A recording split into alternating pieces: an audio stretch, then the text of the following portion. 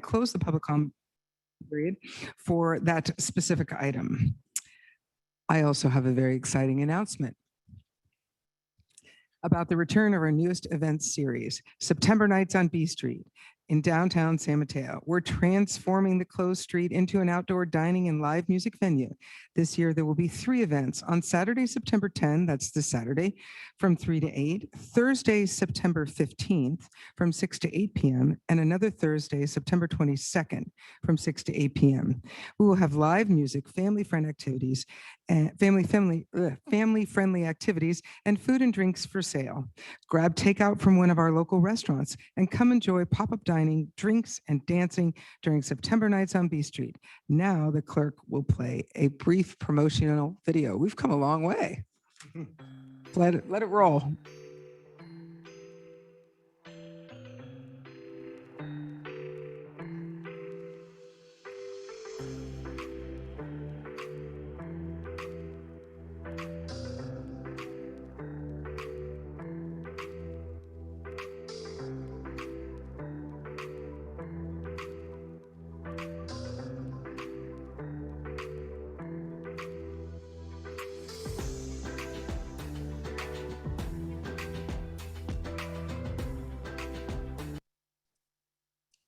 Excellent. Be there or be square. Okay, so now we're going to move on to a couple ceremonial items. The first one is Suicide Prevention Month, a terribly important topic at this time. Do we have somebody that will be speaking on the subject? Please come down. Welcome.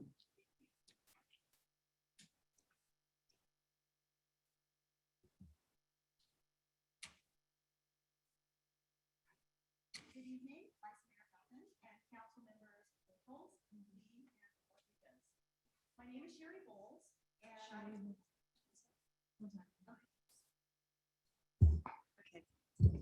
Good evening, Vice Mayor Pappen and council members Goethals, Lee, and Rodriguez. My name is Sherry Bowles, and I'm a member of the San Mateo County Suicide Prevention Committee. Thank you very much for joining the county and your neighboring cities and towns throughout the county to proclaim September as Suicide Prevention Month. I am honored today to accept your proclamation on behalf of the committee. I encourage you and San Mateo residents to promote this year's theme, Take Action for Suicide Prevention, Thriving at All Ages. So I'm taking action today by wearing purple and teal, which are the national colors of Suicide Prevention Month. Other ways to take action are to attend in-person or virtual events hosted by our community members. Together, we can take action for suicide prevention by knowing the signs of suicide, finding the words by checking in with someone we are concerned about, and sharing resources, including the San Mateo County Star Vista Crisis Hotline. The number is area code 650-579-0350, 988, which is the new 3-digit National Suicide Prevention Lifeline, and of course, the county's website, which is smchealth.org/suicide-prevention-month. Thank you again for recognizing September as Suicide Prevention Month. Thank you for all you do, Sherry. We actually do have a proclamation for you that I'll now read in reverse. But before we do that, I want to say I'm very excited about 988. And I hope that the word gets out that that is a great resource for people to call upon if they're in mental health crisis. All righty, you ready? Whereas the city of San Mateo will join the county, state, and country in honoring Suicide Prevention Month, September. National Suicide Prevention Week is September 4 through 10. And Worldwide Suicide Prevention Day is September 10th.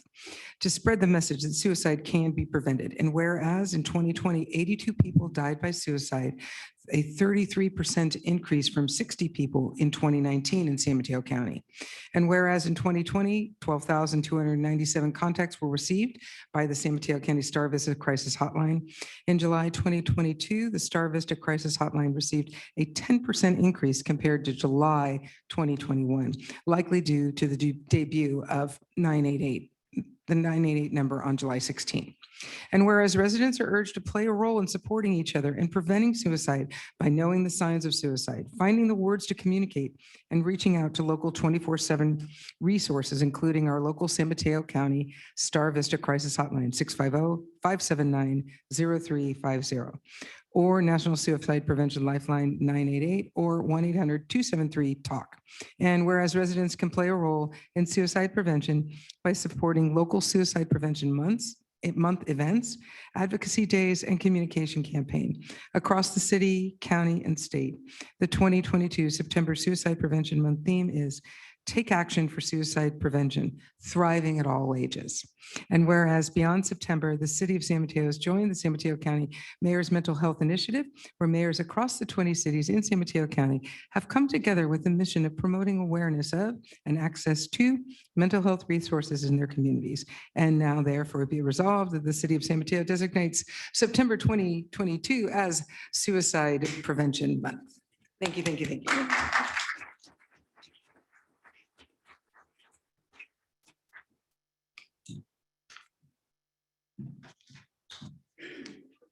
Much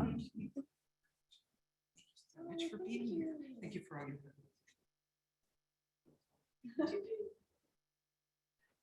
Thank you. Keep up the good work.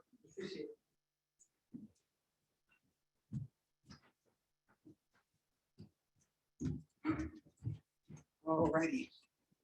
So our next ceremonial item is one of my faves, the Home Maintenance Awards. Who's coming forward, Michael Nash? Welcome. I guess it'll be me. By process of elimination, welcome. Great. Thank you. Is Rick on Zoom somewhere? Or- No, he wasn't able to join us for this part of it. Okay, well, in that case, Assistant Mayor Pappen and Councilors Rodriguez, Lee, and Goethals, I'm pleased to be here. Raise the mic, Mike, if you would. There you go. We want to hear Mike on the mic. Yes. All right, stay. At any rate, can you hear that one now? Well, now? Doesn't stay up. Just bend it a little. There we go. How's that? Good. Don't breathe. Okay. All right. So I'm the president of the San Mateo United Homeowners Association, also known as SMUHA. SMUHA was founded several decades ago to provide a forum for discussion and communication among the homeowner and neighborhood associations that are active in San Mateo. This evening, I'm very proud to announce one of our signature events, the 13th Annual Outstanding Home Maintenance Award. Anna Cure initiated this program when she was president 13 years ago. Anna felt it was an opportunity to profile the many beautiful neighborhoods in San Mateo and recognize that every home is someone's castle, regardless of size, facade, or zip code. And every neighborhood represented at SMUHA was asked to pick an outstanding example of a home and a homeowner who exemplify pride of ownership. To support the program, Anna would take photographs of the awardees' homes for presentation at the ceremony. Furthermore, by working with Susan Loftus, then city manager. How many of you are around with Susan? Anyway, the honorees were invited to be recognized by the city council and to be televised on a community network station and on city council channel 27 and 99. This became the formula for our awards program. Tonight's awardees will be viewable on these channels for the months of June through September. On the 13th anniversary of these awards, I'd like to take the opportunity to thank Anna for her vision and energy in creating this award. However, she's not here, she's not feeling well, so hopefully she's watching, but I wanted to wish her well and thank her for all that she's done for the city. This award is not determined by a single set of criteria. Each association sets its own policies based on the unique characteristics of the communities. And if you've ever gone all over San Mateo, you can really see how unique every neighborhood is. But there's always that sense of pride. And that's really what we've asked each association to capture. So the diversity of the city and showcases the pride of residents is all part of this. So 7 of our member associations have chosen to make selections from their neighborhoods. Much appreciation to our honorees who make our city beautiful for all of us to enjoy. Thank you for being outstanding. Many thanks to our city council for making these presentations, and many thanks to the Smoohouse representatives who made their neighborhood selections and for managing tonight's ceremony. Smoohouse, remember, Smoohouse says pride in your community is contagious. So, Mayor Pappen, would you join me in the podium and the presentation of the certificates? Will we get to see the houses? Yeah. Oh, Coming okay. up. As we do. Okay. So we'll do it a little different this Waiting year. with I'm gonna bated have- breath. Put the slide up, have the owner come up, and then stay last here two. for the group pictures. So the first is Beresford Hillsdale neighborhood. Jeff and Marcella Ballard, who last night turned into Tom Lees, who's going to represent. Representing.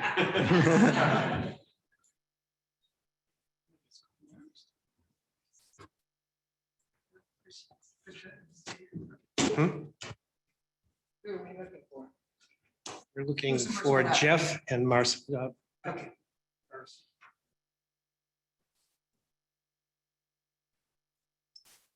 Beautiful house.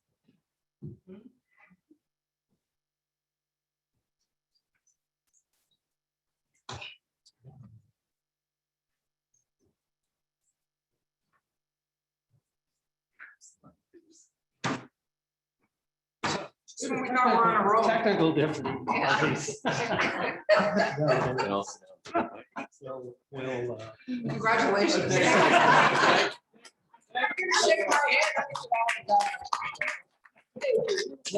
Tell them all. On behalf of the Ballards, thank you so much. We're gonna fill in. Well, all right, next slide, please. So the next is from the central neighborhood, Suzanne Cornell. Come on up, Suzanne. Thank you, your home is beautiful. Thank Are we gonna you. get a picture? Or we're not gonna, we're gonna. We're gonna do it. I feel over here. Okay. We're videotaping. Okay, so from Sugarloaf, Jamie Hall, Okay, come on. Linda Hall, who's Hi, Linda, representing Jamie. Jamie. Oh, you're for Jamie. He does all the work? Thank you. Thanks for being here. Okay, Adrian Lanus from North Central. Congratulations. Very much. Thank you for your beautiful home. Thank you. Thank you. All right, Chris, yeah, and Jennifer. Jacoby.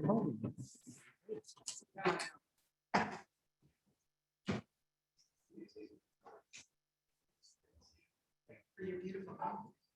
Here you go. Jen. Good. And from North Shoreview, Krista and Dave Morrell. Thanks a lot. You did a lot of work there. Yeah. Don't mess this one up. Okay. So I told him that you agreed with your daughter, and that's the name, so please. Listen, I'm a Papandopoulos, so I won't screw up. Papandopoulos. That's gonna go just right. Hi, nice to see you. Congratulations. Thanks for all your hard work. Thank you. Great. So we'll take one collective picture. All right.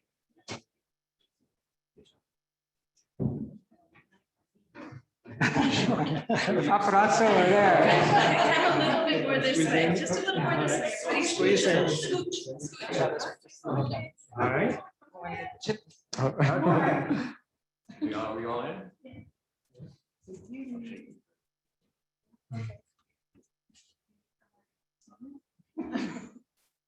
One, two, three, done. City official one, or Samantha for me. So, Did you get all the council? maintenance, sure. Council want to come down? Come on, come on. Here's your chance to get out of your chair. It's not official. No. Okay.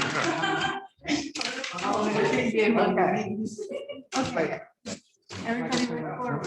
Okay. 1, 2, 3. Here we go. Say cheese.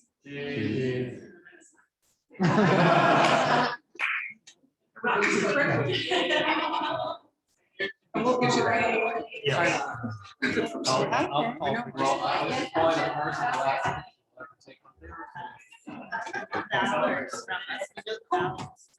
Well, glad to remind them to take their signs. Jennifer and Chris. There's yours. Thank you guys for your service. Thank you. Our pleasure. Okay. Well, Lord knows the next one's important. Come on down, Marshall. It's actually Deputy Chief Marshall now. Oh, I knew that. Deputy Chief. It's Marshall. okay. I'm still acting fire marshal, so it's okay. Well, welcome, and we look forward to your presentation on wildfire prevention because we know we're up against it right now. Yeah, absolutely. And I was actually just checking the state map, and there are 17 active fires right now throughout the state. We are entering what is traditionally wildfire season for Northern California. You guys hear us say every year we think it's going to be the worst. Fire season is year round. This is no different this year than it has been in other years. And in fact, at this point, we have 3 apparatus that are out on different fires in Northern California. So it is absolutely a timely thing. So what we wanted to do tonight was just kind of update you all on how our wildfire prevention efforts are going and kind of tell you a little bit about what we've done so far, what you might actually have already seen on television here in the past few days. And then talk about a little bit about where the future is going. So we undertook a process a couple of years ago to identify the risk within the jurisdiction. So that's all 3 cities within San Mateo Consolidated jurisdiction, including Belmont and San Mateo, and everybody knows the wildfire risk in Foster City. But we undertook that to be able to look at what the seriousness of the problem was. We came up with a map. That map is actually now available on our website. It's at www.smcfire.org. Find the wildfire preparedness tab, and you can look and actually enter in your address, and it'll tell you what the risk is in your particular area. The state is also working on a study, and that is going to designate areas as very high fire hazard severity zone. As you may know, they already did that about 10 years ago. They've actually been promising for almost all 10 of those years that they're going to have new maps with new criteria for how they're doing that. The maps still aren't ready yet, but we anticipate them to be ready in the first quarter of next year. And we anticipate that all of the very high fire hazard severity zones, which is the most severe, will actually increase, and particularly in the city of San Mateo. There's some areas that border us right now, but I believe that that's actually going to come into the city once we have those. And once that does happen, we will absolutely let the council know and make a presentation on what those new maps look like. So one of the things that I'm hopeful is that our study, if you think about our study versus their study, our study is a much lower elevation view. We looked at things from the ground level, where the state is looking at things more from a satellite view level and looking at using some technology to assess what kinds of vegetation are in there.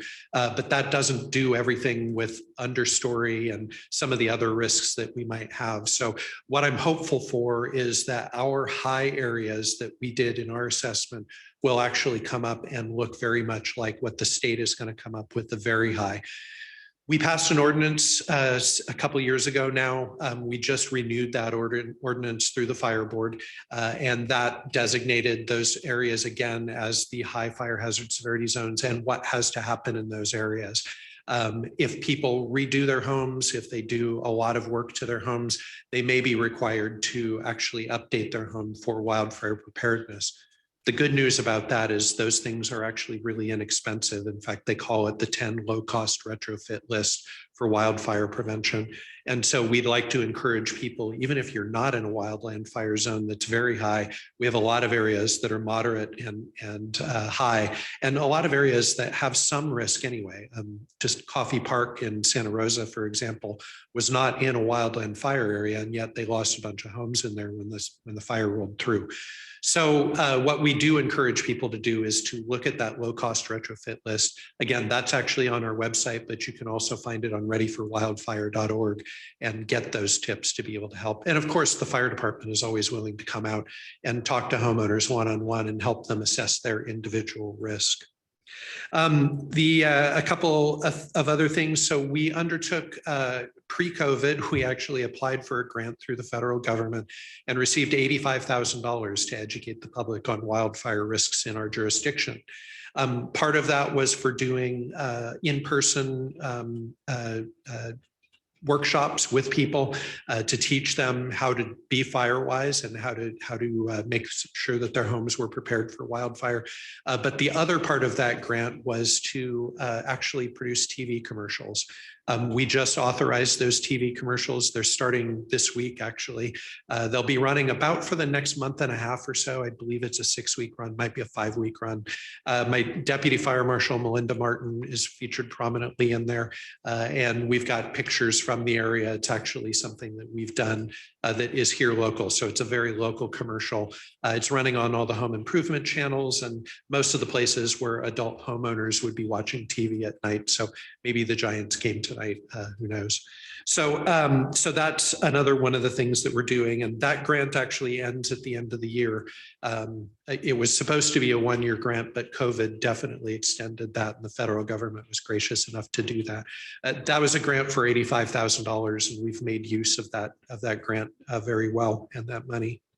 I already mentioned the ordinance. So the last thing I wanted to just make sure that everybody was aware of is that we do have evacuation abilities here, and you should have, the citizens should know what their zone is.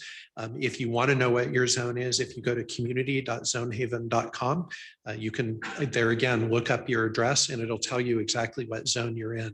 I mentioned that there are 17 fires that are burning throughout the state today. A lot of those involve evacuations, and Zone Haven is the primary way that those evacuations and those evacuees have been notified. And the great thing about that software is not only will it tell you when to evacuate, it'll actually also tell you when it's safe to come home. So again, if people can go to that website, community.zonehaven.com, find out their zone.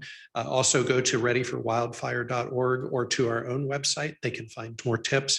And again, we're always happy to come out and talk with citizens one-on-one about their fire risk in their particular neighborhoods. So unless you have any questions, that's my presentation for this evening.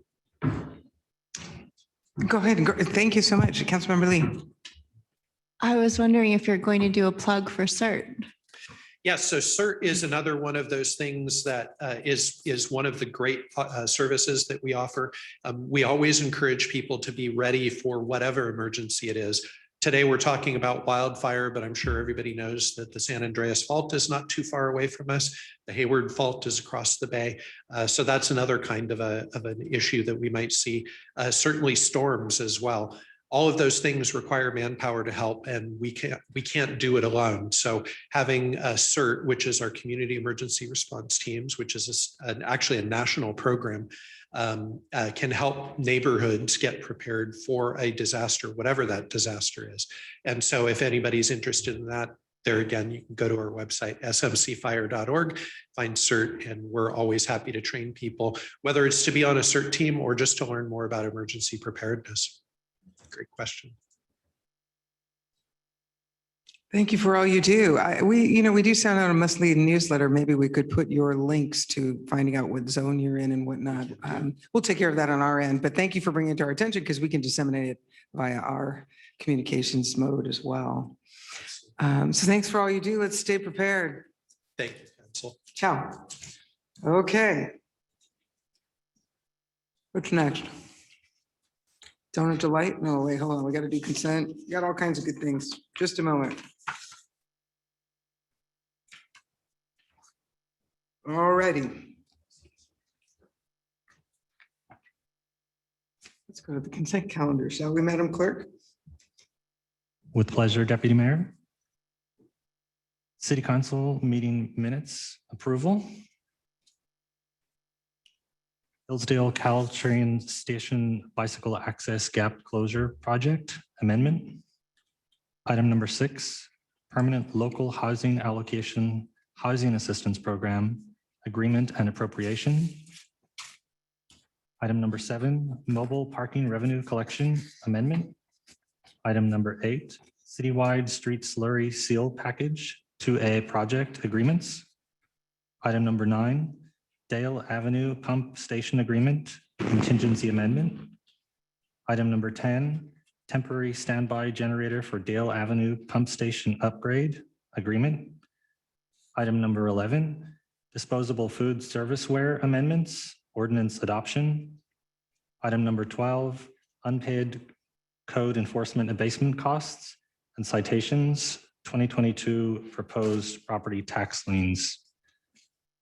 Item number 13, Community Relations Commission Appointment Subcommittee Appointment Recommendation. Item number 14, Wastewater Treatment Plant Immediate Action Projects Package 2 Amendment. And item number 15, Temporary Accounting Services Agreement Amendment. Excellent. Thank you, Deputy Clerk. Appreciate it. Does anybody want to pull anything off the consent calendar? Any members from the public want to comment or remove? I don't see any. Okay, with that, I'll take a motion. Motion to approve. Rodriguez to Gothels, and we'll go ahead and bring it home. Thank you, Councilmember Rodriguez, Yes. Councilmember Gothals. Yes. Councilmember Lee, Yes. Deputy Mayor Pappen, Yes. motion carries 4-0. It's getting funny. Okay, next on the agenda is public comment. Members of the public wishing to comment on any item not appearing on the agenda may address the city council at this time. State law prevents council from taking action on any matter not on the agenda. Your comments may be referred to staff for follow-up comment. For follow-up, public comment is limited to a total of 15 minutes. However, an opportunity for an additional public comment may be provided later in the agenda if needed. Madam Clerk, do we have any public comment speakers? I have no public comment in person. For members of the public on Zoom, if you're raising your hand for public comment for items not on the agenda, keep your hand up. If you're looking for public comment on the next item, you'll want to lower your hand. So I'm seeing 4 hands up. So I will call on the first speaker, Sonia Tappan. Hi, Sonia, come on board. Hello, good evening, Deputy Mayor Pappen and council members. Thank you for your service to the community. My name is Sonia Tappan and I live, work, and play in San Mateo. I have 3 main items that I would like to present tonight. First, I'd like to say thank you for Rediscover San Mateo Music in the Park, Music on B Street, and the upcoming movie days. They are awesome community building events. I respectfully request that you consider street cleaning on the Main Street, 3rd Avenue downtown area at least 1 time a week. Our downtown is seeing a lot of high traffic and it could use some cleaning. Second, I want to thank you for the so many beautiful parks we have in our city. I love the new Burrell Park on Schaefer. Would you please consider extending the dog off leash hours at Central Park baseball field from 6 to 10? As so many dog lovers live in San Mateo, it would be a welcome change. And my third and last item is I would like to invite the community to the San Mateo Foster City Education Foundation's 2022 Gala Night at the Museum on October 21st, whose proceeds will benefit the arts in all of our 21 local public schools. You can learn more on our website at smfcedfund.org. And I would like to take this time to extend an invitation to the mayor and the city council members to please consider donating their time and join the community by sharing a fun activity or an auction item. This is truly a fun community event and everyone greatly benefits and benefited from your auction item last year. Sounds good. Okay, thank you, Ms. Tappan. Thank Thank you. you. The next speaker is Anjali Mishra. Please go ahead. Hello, Deputy Mayor and members of the council. Thank you for the opportunity to speak tonight. My name is Anjali Mishra. I'm 15 years old and I'm a high school student at the Nueva School in San Mateo. As a young person, myself and my generation will have to live with the consequences of climate change. And with the date of 2030, which is when climate change will be irreversible, is nearing quickly, it is of the utmost importance that we act swiftly. 2 weekends ago, I teamed up with the San Mateo Climate Action Team, going door to door in support of climate action. And the conversations I had with your constituents gave me hope. I learned that San Mateoans are concerned about the climate crisis and that they are eager to take personal action by replacing their gas equipment when it fails. Shortly after, I attended the study session on the proposed measures currently on August 30th, and almost every comment expressed that they would like to see stronger measures taken. 2 of my friends, both high school students, also spoke at the session and gave moving comments. The youth are engaged in climate action because we know that we are fighting for our own future. I urge the council to add discussion of the September 19th study session of the full model reach code for existing buildings. A significant part of this model is the exemptions for low-income folks, especially since the staff report on the already proposed measures expresses concerns for increasing costs of going electric. The model also calls for replacing appliances that will be electric at the time they die out, not just preparing for an electric appliance in the future. This means the entire city would be electric in the coming years, not coming decades. I hope that 3 council members will listen to what your constituents are asking for and add it to the agenda. Thank you so much. Thank you. The next speaker is Robert Whitehair. Madam Deputy Mayor, members of the council, first I want to also thank you for the beautiful new Burrell Park. It's a fabulous park, and thank you, City of San Mateo, for doing it. In late August, as Angela just said, 20 members, volunteers, found out on behalf of the San Mateo Climate Action Team, going door to door across District 1 and with an informational table at Rediscover San Mateo in support of climate action. In our hundreds of conversations with San Mateo residents and business owners, we were struck by how the climate crisis has become such an important topic of discussion, if not the topic. That is why we have over 350 signatures now and counting on our petition for model reach codes for existing buildings. These San Mateans were often surprised to learn what can be done to help the climate by replacing their gas-fired equipment with electric models immediately when they fail. The more they know, the more likely are they take strong action for the planet in existing buildings. You have by now received formal requests to discuss the full model reach code for existing buildings at your September 19th meeting. Letters have been submitted from a long list of powerful climate organizations, the 150 members of the San Mateo Climate Action Team, the Citizens Climate Lobby with over 200 members in our city, Silicon Valley 350, and the Northern California Chapter of Elders Climate Action, many other organizations and countless individuals. All of us formally request discussion at your upcoming September 19th study session, the full model reach code for existing buildings. We respectfully ask that 3 council members make the request to staff to discuss the full model reach code for existing buildings on September 19th. Please include the full model reach codes for existing buildings into the discussion. And we thank you very much for your time and attention to this detail. Thank you. Thank you. And the last speaker is Carrie Gogolinski. Hi there. Good evening, everyone. Good evening, Vice Mayor Pappen and council members. Yes, my name is Carrie Gorgolinski, and I'm here tonight on behalf of the San Mateo Area Chamber of Commerce. I'm here specifically to thank the City of San Mateo for its greatly appreciated support and collaboration in a number of ways, but specifically tonight, I want to highlight 2 recent events that are noteworthy and very successful, along with the support of you all there. The first event was the gathering of the new leadership class, which is going to be the 31st leadership class for the county. They convened on August 26th at Pie Ranch, and it was a combination of businesses, government, and nonprofit organizations there at Pie Ranch. And the purpose was to launch the opening retreat for this 31st class of the leadership program, which has been hugely successful and was greatly changed and bettered about 2 years ago during COVID, and it was a really successful reinvention. We're very, very proud of it and very delighted to say that the attendance is growing and the feedback for the program is better and better all the time. We've condensed it now into half-day programs once a month versus a full-day program, and people are more able to get back into their workplace and supply their employers in the community with the skills they're learning in leadership. So that was number one. Number two was the Rediscover San Mateo Community Fest, which had over 3,500 attendees, very, very well participated in. And there were a wide variety of booths, participants, music, entertainment, lots of family, lots of people out really enjoying what San Mateo has become and is continuing to become. And again, without your support, it would not have been nearly the success that it was. So we thank you very much for your on the street support and your behind the scenes support of the chamber. Thank you so much.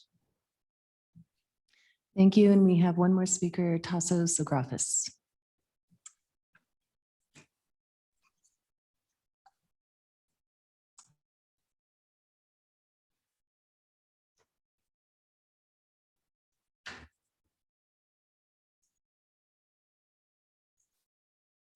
Tasso? Can you hear me now? Patrice? Yes, we can. Okay, thank you. I wanted to address discussions about a separate other meeting that was held earlier today regarding the impact of the Planning Commission handbook and an interest to rescind it, where there was public comment about trying to strengthen and enforcing the guidelines for planning commissioners, specifically an issue that was raised about, and the public heard comment about a city planning commissioner, Sunita Patel, who, after listening to public comment about the impacts of a project before the commission, responded implying that residents were racist for voicing their concerns. Now, a few folks spoke at that meeting, and some objected to it and thought it was inappropriate. Others came to the defense of Commissioner Patel, saying, and this is what's disturbing, saying that, well, in the spirit of looking for more housing, it would be okay to call residents racist. And one comment, which I found absurd, was because Commissioner Patel is of color, it's acceptable for her to call out the residents as racist.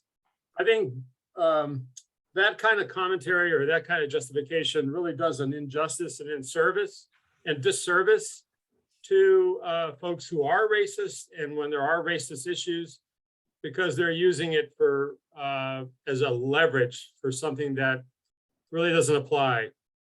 The other issues where a commissioner falsely makes a statement on a social media account, as was done today, and where it appears, at least there's a perception of this, that City Council person Amarance Lee issued an email, possibly using city email address, asking for respondents running for council to, state their position on pro-choice, and then, the commissioner makes a false statement on a social media account, and then there's no repercussions. And so I watched as the city council members spoke. Some were addressing the issues, but some clearly tried to gloss over, saying the proper decision was made, but did not address the fact that Commissioner Patel called residents racist. And Amarance Lee, our council member, was also somehow involved, it appears, and there's a perception of impropriety there. Anyway, those are my comments, and I appreciate it. Thank you very much. Thank you, Madam Mayor. We have no other speakers. Okay, great. So we'll close public comment and we will come to our next agenda Deputy item. Mayor, I'm sorry. Yes. Point of order. Could I ask the city manager regarding some of the public comment we received regarding the reach codes?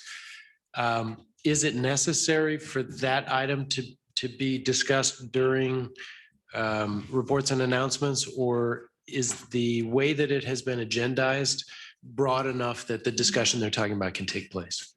Yeah, I think it's broad enough to where that discussion can take place. The model reach codes will be included as a component of the staff report. The reach codes themselves will be included as an attachment in the staff report. There's been just minimal analysis by staff of those model reach codes, which is why we're not recommending that they be approved right now. But I think it will provide for the opportunity to have that discussion. For purposes of the Brown Act, the conversation can be as broad as necessary. Is that what you're saying? Yes. Thank you very much. I appreciate it. Deputy Mayor, I'm sorry for the interruption. All is forgiven. There was great clarification to that I'm sorry. inquiry. Is that on the record? I didn't mean everything. I just meant that. So I get carried away. No, but I appreciate that clarification because it keeps coming up in emails and public comments. So thank you so much for clarifying that. Okay, so let's go to item 16, Donut Delight. Ms. Klein, welcome. I guess you got some folks here with you too.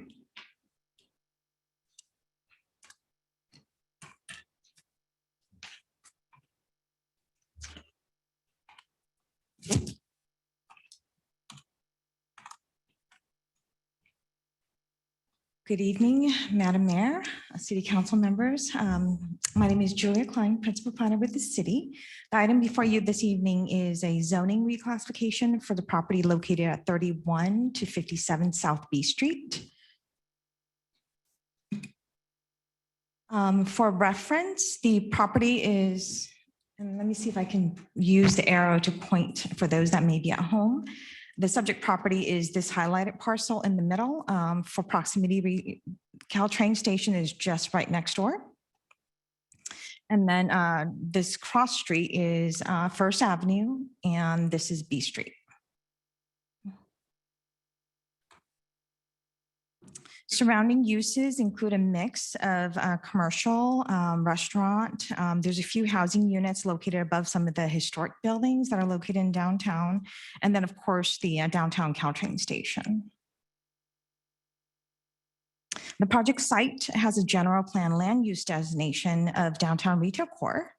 And it's also located in the downtown area plan, specifically the downtown retail core sub area.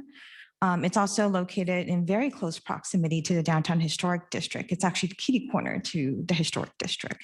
The other three corners of that intersection on B Street and First Avenue are historic blocks. The current zoning designation is C1-2 with an R5 overlay, and that's a residential overlay. And the proposed zoning reclassification or changing zoning designation is to Central Business District. And for point of reference, there's a few policy documents that might be helpful. They're included in the staff report, but they're included here in the presentation for reference. The first is the land use map, and this is part of the general plan, which was adopted in 2020. So this subject property, as you'll note, it's in the middle of a general area that is designated as the downtown retail core. The downtown area plan also includes the property, and the downtown retail core sub area is this darker line that you see. And again, the property is located in the downtown retail core sub area. So the one thing that is different is the zoning designation. And so the zoning designation right now shows that it's zone C1, which is a little bit different than the policy documents that you see in the general plan land use map and the downtown area plan. And so that's where the proposed rezoning is coming from, is trying to align the zoning map and the zoning designation with these policy documents. And I apologize, the arrows didn't quite show up the first time. And one thing to note from the staff report is the difference between the C1 designation versus CBD. So C1 was really a district zoning designation that was created to help maintain neighborhood shopping area. Whereas CBD, the Central Business District, is intended to encourage and foster a thriving downtown retail core. So there's different focuses of the two different zoning designations. This is also in the staff report, but I wanted to highlight a few key differences between the two zoning designations. Under CBD, the property can achieve a maximum 3.0 FAR for non-residential uses. That's not the case for C1-2. Additionally, under CBD, you would have the provision, the requirement of providing ground floor open space. So that's not the case in the C1. And under CBD, you would also have the requirement to build the building, the new building, to the property line, and also allows for open space, the setbacks for open space on the ground level. Additionally, there's also the required retail frontage. The code is actually in the CBD chapter of the zoning code. So those provisions are in CBD, not in C1. And lastly, in terms of the zoning reclassification, with the rezoning, with the proposed rezoning, it would align the property zoning designation with its general plan land use designation and the downtown area plan. So a few meetings have already occurred. The neighborhood meeting was in April. Planning Commission study session was in May. Planning Commission public hearing was in July. And at the Planning Commission public hearing, it was a 2-2 tie vote, one commissioner being absent. And with that tie vote, it constitutes a recommendation for denial. And in terms of the public comments that are included in the packet, primarily they focus on a future development project in terms of the design, the public realm changes, some comments on the proposed uses. And there was concern that there was no housing as part of the conceptual plan for that development. This is also from the packet.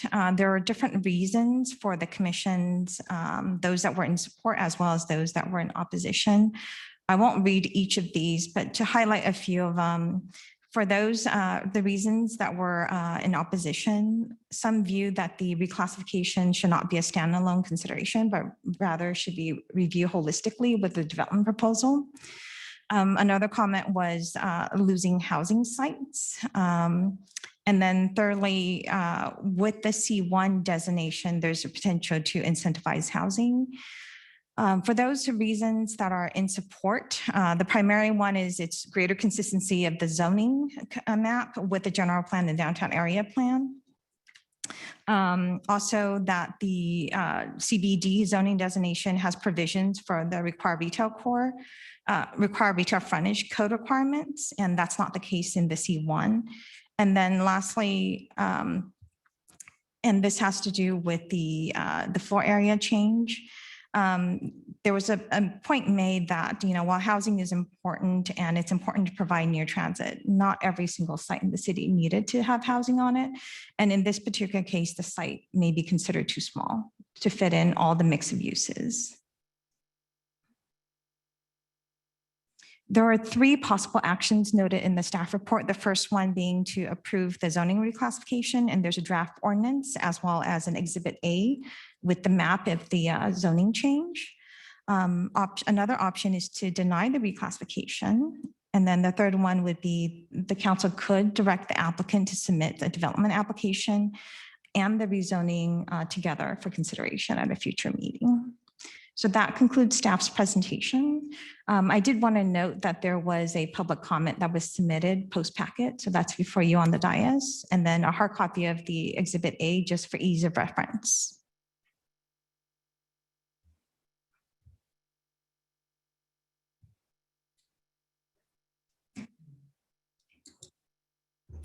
I'm used to just sitting here. Questions from the council? Councilmember Need a little Rodriguez. bit more time. Needs a little more time. Anyone here? Do you want to hear from the applicant before you have your questions? Yeah, that'd be good. Okay, Thanks. let's do that.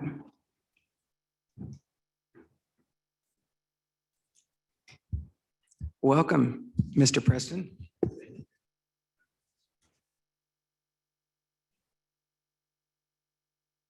Is that working?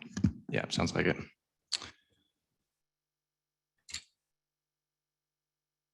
Julie's gonna have to run the presentation because there's no clicker tonight. Do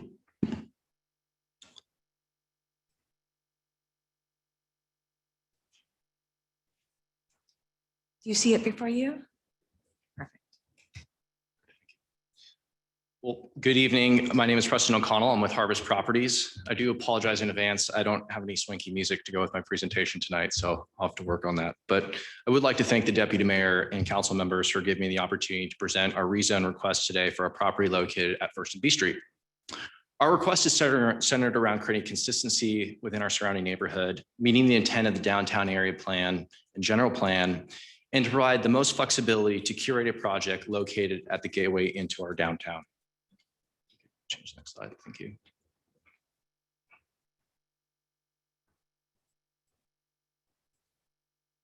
Thanks. A quick way of background, Harvest has been working in San Mateo for a long time. They want to be great community partners and bring forward projects that everyone will be proud of. I think we're doing that real time with our Peninsula Heights project, where we will be removing 225,000 square feet of office space and replace it with 290 units of entry-level housing. We recently broke ground and hope to deliver our first units next year. This project will provide a meaningful impact on helping reverse the jobs housing imbalance. Additionally, we are working with the city in a public-private partnership downtown to deliver 60 units of family-friendly, affordable housing and a permanent home for self-help for the elderly. We as a partnership always strive to find housing solutions wherever possible and one of the largest housing developers in the peninsula. We think staff has done a wonderful job of summarizing the key considerations as to why rezoning this property from neighborhood commercial to CBD is fundamental to making it successful and consistent within the context of the area, the general plan and downtown area plan. This is a very small site, but it's the front door into the downtown off of Caltrain. Therefore, having a zoning allowing the widest array of uses and density will allow us to put forward the best project for the community. We would also like to note that the majority of the public comments in the Planning Commission hearing supported the rezone as it created consistency within the downtown B Street corridor and better aligned with the established neighborhood. Lastly, it's important to our team to get clarity on the zoning conflict as it really informs our development application that is moving on a parallel process where we've made great progress with city staff and the community. Let me quickly touch on some background around the zoning conflict. What you can see here on the upper map on the left is that Baldwin Avenue acts as a demarcation in the downtown area plan as separating the Tilden Avenue area, which was really intended to be a transitional area into the residential communities to the north. And to the south of that is, as Julia noted, is the downtown retail core area. And the intents of these area plans are very different. The idea is in the downtown retail core to really work on providing retail vitality, increasing the pedestrian experience, creating density around transit. The neighborhood zoning designation, which is really to the north, is to create a transitional zoning and also have different types of uses. So for example, in that zoning to the north, it would be at the ground plane, what's talked about is having drugstores, hardware stores, laundromats, dry cleaners, those types of uses. While these services are really, really important, they're probably better served in locations right next to residential areas and not at the doorstep into the downtown. So we think that there's an opportunity to do something really unique here, given its location next to Caltrain. Looking down at the bottom of that map, again, you see a reference in the general plan to the density map, and it's also consistent in its logic, where south of Baldwin, you can see it's a consistent 3.0 density, and to the north, it's more of a transitional density. If we go to the next slide. So to continue that theme, this is, as Julia pointed out, the downtown area plan map that references the retail frontage. It only exists in the downtown retail core, and that starts at Baldwin and works its way south into the more historic B Street corridor. And the idea was to really create a consistent design framework that would make that retail corridor very successful and really energize the pedestrian experience. The map at the lower left is the one map, as pointed out earlier, that's inconsistent. And it has this little finger that sticks down just on our block south of Baldwin and is inconsistent with the other maps. And we think it maybe was a technical error, but the property is surrounded by CBD pretty much on every side. And so what we'd like to do is get this zoning inconsistency resolved so there's no kind of awkward pockets and we can move forward a project that's consistent with our neighbors. If you could do the next slide, thank you. So why CBD zoning? Well, CBD zoning allows for a variety of different uses, up to 3.0 commercial FAR for commercial as well as residential. It doesn't exclude anything that's permitted within neighborhood commercial. It's the most consistent with the 2009 downtown area plan. It's also probably the most in line with the three alternatives that are being studied right now in the 2040 general plan, which really talk about putting density of jobs and housing around transit. And I know there's about 15,000 new jobs being contemplated in that general plan between those different scenarios. So our big challenge with the current zoning is, given that the ground floor has to be retail, there's really not a lot of resulting FAR for commercial office. And the site, which I'll get into in a moment, is really small to provide for three different uses. So why, let's go to the next slide, thank you. So why not do commercial, retail, and residential? Well, as one of the largest housing developers, we're really incentivized to try and do that where we can. And we try and find housing solutions wherever possible. However, that's really challenging to do on a site that's a third of an acre. When you look at other sites where that has been successful, for example, our Talbot's block proposal, those sites are closer to 1.25 acres, 1.5 acres. Block 21 is 1.5 acres, an example. So those sites are 400% larger than the site that we're talking about here.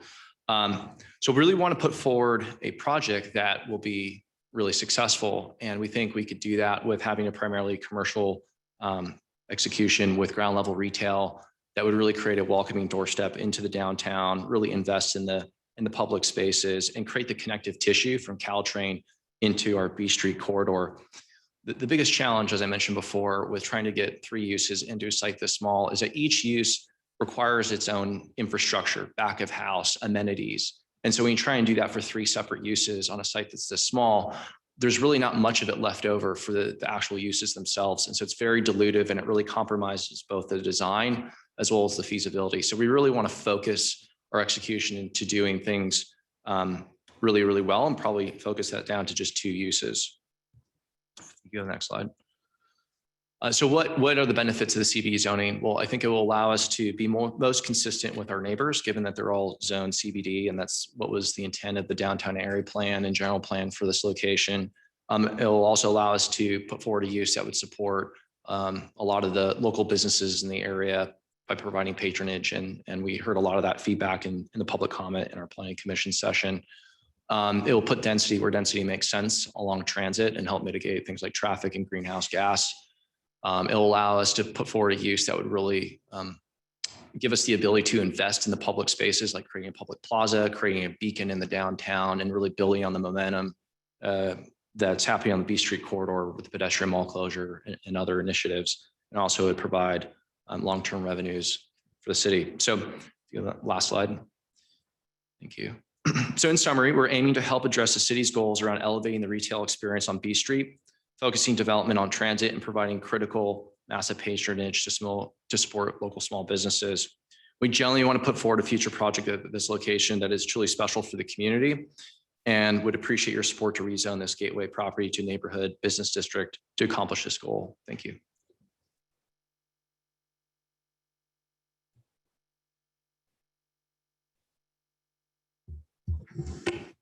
Okay, thank you so much.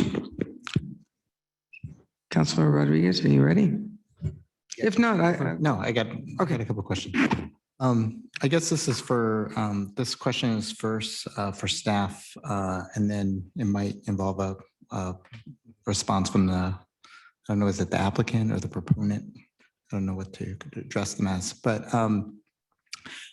so I understand that the new proposed zoning would provide more variety of uses and more options. And since Harvest is a for-profit company, I'm assuming that they're going to really only seriously consider the most profit maximizing options. I'm just curious what's from staff's experience, if they're going to quote, focus on just two issues or two uses, like what would those be? I think I can only speak to what was submitted for the pre-application. So at the pre-application included office and then ground floor retail. So basically housing would be the one that would be left out. Yeah. If I may, I think one thing that may be a nuance is that, the difference between the C1, in order to achieve the higher FAR, you needed to have a residential component. Under CBD, you can do that with just one unit. And so there's not that much of a material difference, in terms of the two, with the exception that under CPD, you get more in terms of the zoning code itself. I guess I'm trying to, I think there's kind of two ways to look at it. There's what the change would, what possibilities the change would unlock. And then there's the reality of what's probably going to be proposed. And I'm trying to focus on like the reality.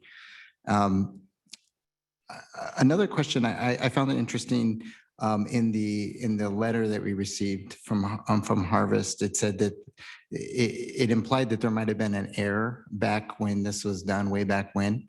I was just curious if there was any evidence of that, and also does the difference in zoning, could it have anything to do with the historical district part? I was just curious about that. It's unlikely to have anything to do with the historic district. I did some, so this predates me. The downtown specific plan was last updated in 1993. The difference in the zoning designation was already there. And so there was another downtown plan that was 1983. And so there may have been some changes there, but the city has been fairly consistent with that property. And if there was a mistake, we can't determine that. I think, at this time, we're just, faced with what we had before us. We can't verify whether it was a mistake or not. Got it. Okay. I think those are my two questions for now, but I might have more. Thanks. Any other questions? Okay, with that, we'll go to public comment.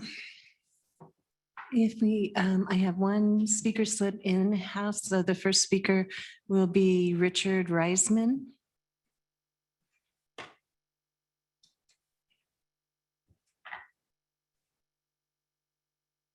Good evening. Thank you for letting me speak. I only have 2 minutes. I'm not going to go over my background, but I've worked with and for developers in many careers. And as Oprah says, I think I know what I know, but there are some things I know for sure. And I know for sure that this project should not have residential. Get maybe 10 units. I think the notion of 1 unit shows how silly it is. There's no management for that. There's no maintenance on site. There's no market for that. There's no appeal to that. It's wrong.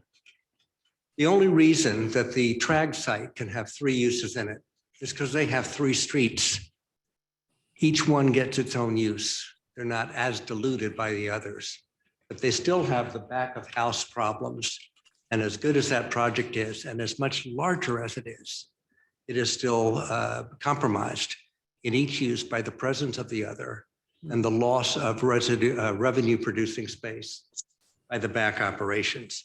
If you look at Burlingame, they're clearing out all those apartments above the retail. They don't work. They're old. They're undesirable. They're compromised. It's not, nobody builds 10 units or whatever this project could deal. Nobody builds that. Nobody builds 12 units. There's no management for it. There's no investor interest in it.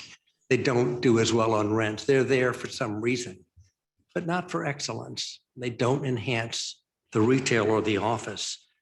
And this project, this site is smaller than TRAG's. It only has 2 streets. And so I certainly hope you would not think, somebody said here, the reality versus the zoning. What are you really going to do? And what's the zoning? What's the common sense? You're not going to build something that won't make the project more excellent. I hope you won't. I hope you won't do that. This has to be done right. It won't be done right if it has a compromised, undesirable amount of apartments. So thank you very much. I hope that common sense prevails and you let this go forward. These are really excellent developers. If there's any way to do the housing, they would know how to do it right. That's what they do. They know that it's not right here. Thank you so much. Thank you. We have 3 speakers in the remote environment. The first speaker is Tyson Mao. Hi, my name is Tyson Mao. I'm the owner of Worst Hall. Worst Hall is on the corner of Baldwin and B Street.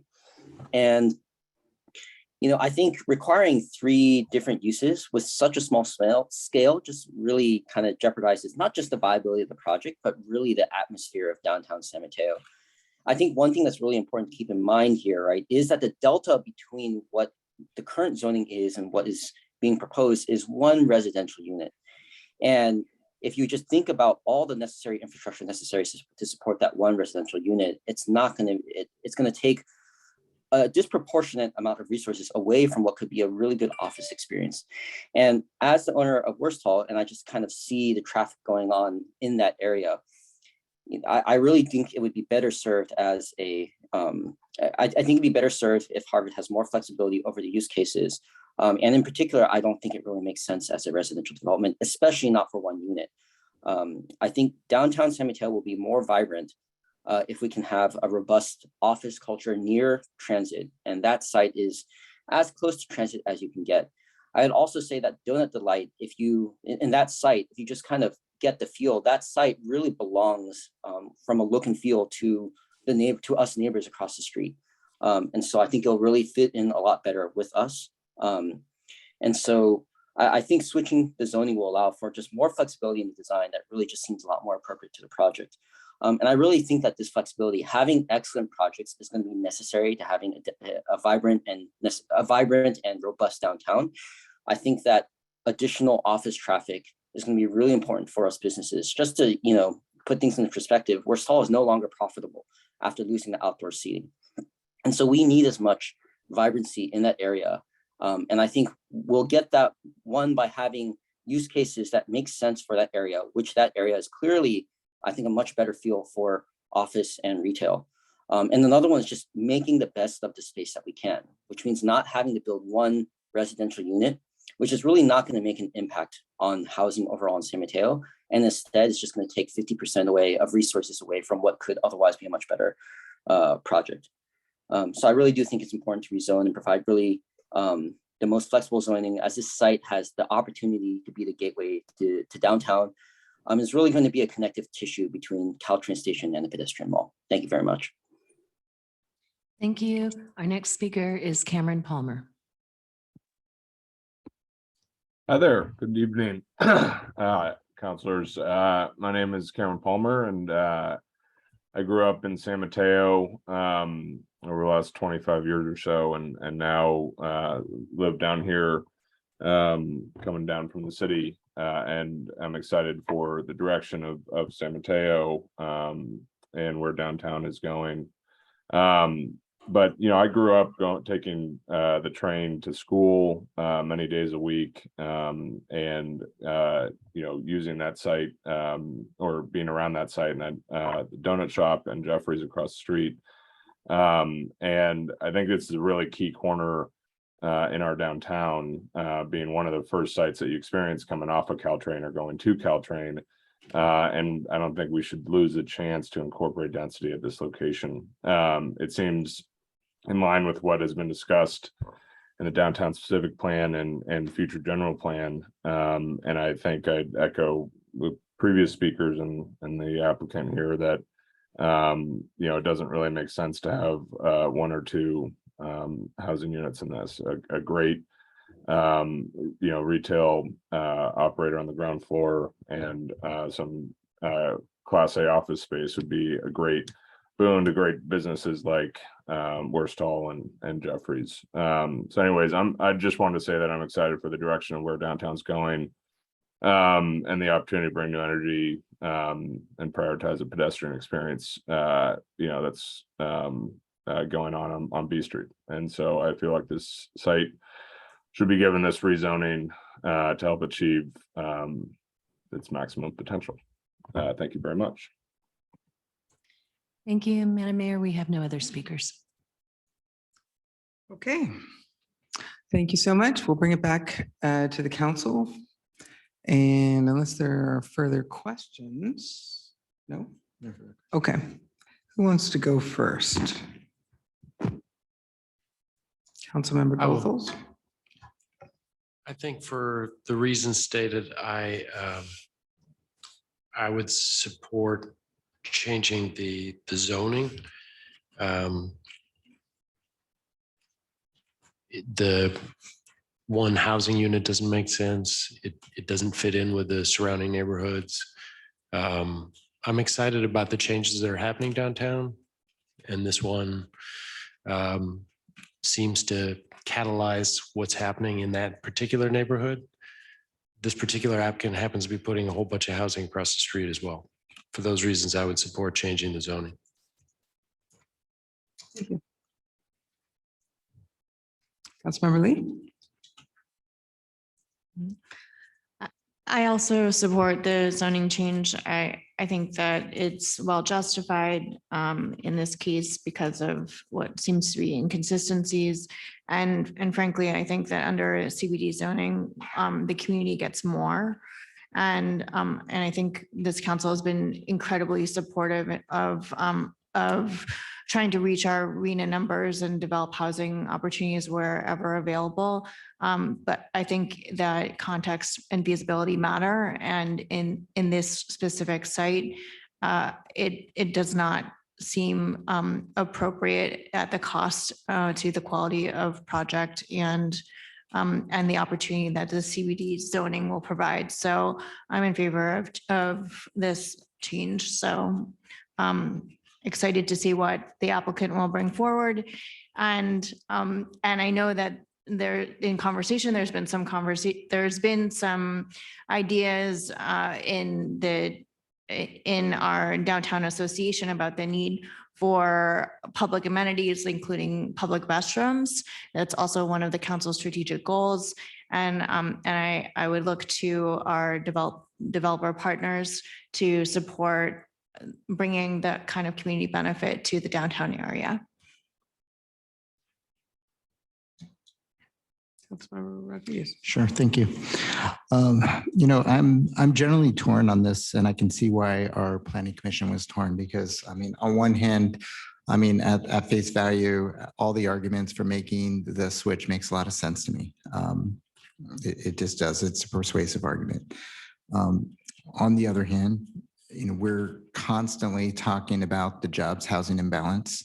It's very important to every single council member here in our community. And yet now we're going to be enabling another zoning change that's probably going to worsen that some more. And, every single time we take that step, it might make sense. And then you look at, we took like 20 steps and then we wonder why we have a jobs housing imbalance.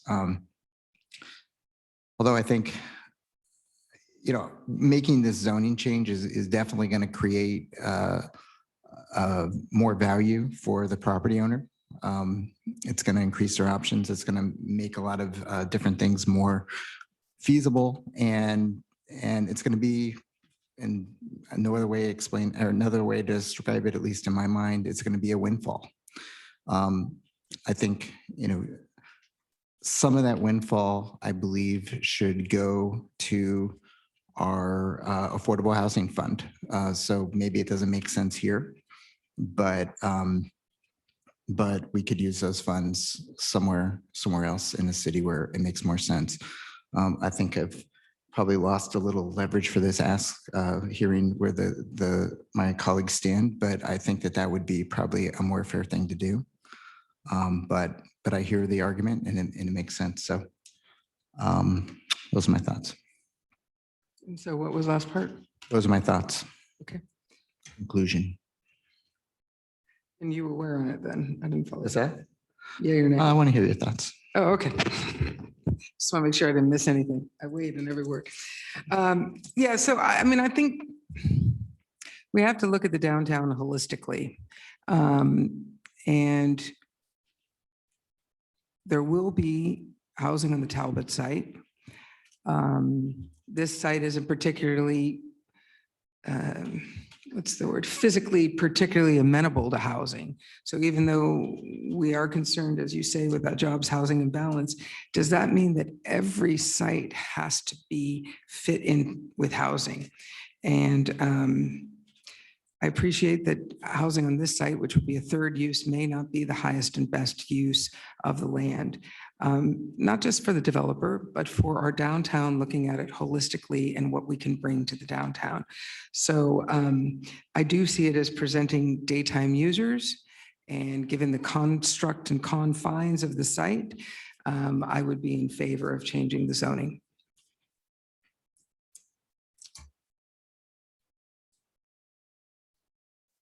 That's where I am.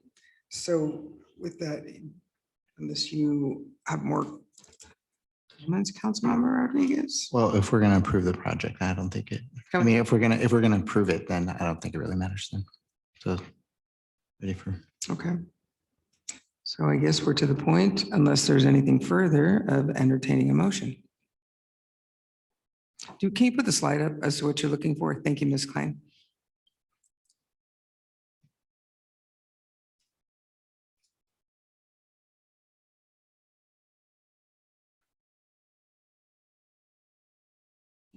Thank you, Mr. Taggart. McTaggart. I'll make a motion that we introduce an ordinance to approve a zoning reclassification for the property at 31 and 57 South B Street from C1 to R5 to CBD and determine the project qualifies for categorical exemption from further environmental review under the California Environmental Quality Act. Second. And through the deputy mayor, if I may, that would include the exhibit A that was handed out to the council identifying CBD as the proposed zoning. Say that again.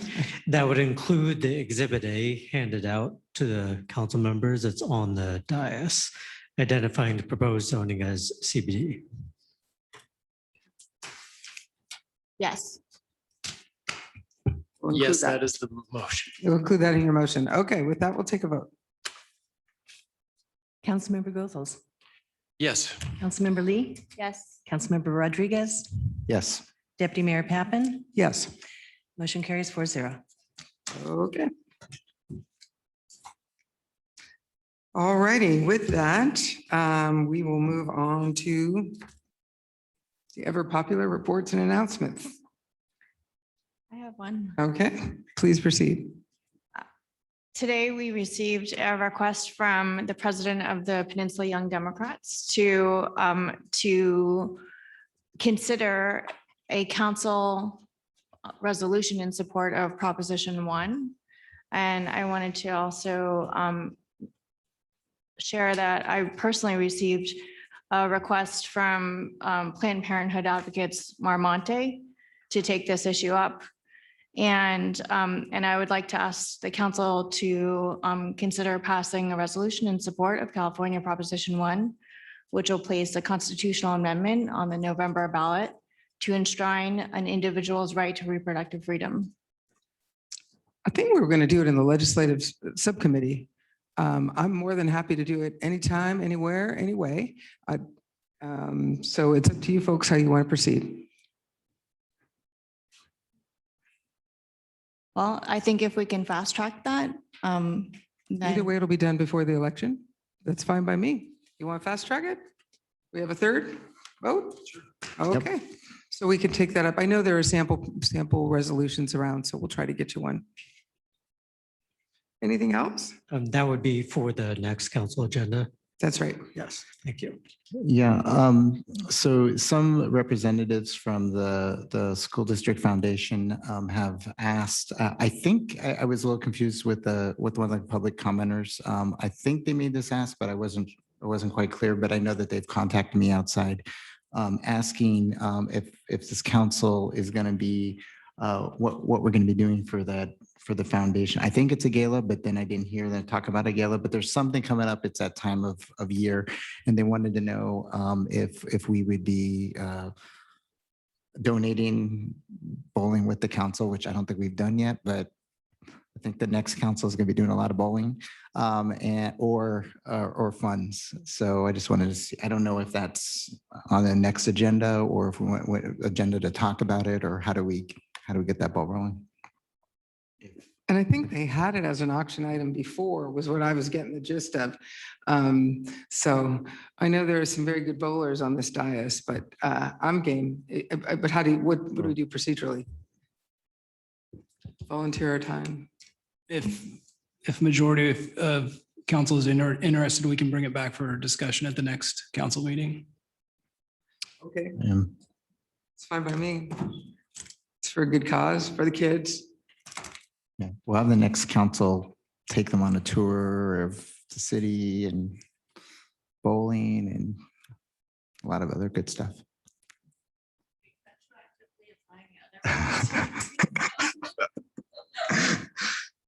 Anyway, but in all seriousness, I think that we've been really supportive of the foundation, and I'm assuming we want to do something similar, but we should discuss it, I think. Great. Thank you, thank you. Any folks on staff have anything they'd like to add? Any reports, any announcements? We'll see you Thursday night on B Street, which is this Thursday night. Saturday, It is an event not to be missed. Saturday night. Saturday. The first event is 10th. Saturday, the 10th. I knew that. Saturday, the Saturday 10th. afternoon, starting at 3 o'clock. Excellent. The social event of the season. We'll see you there. Thank you, everyone. We'll adjourn.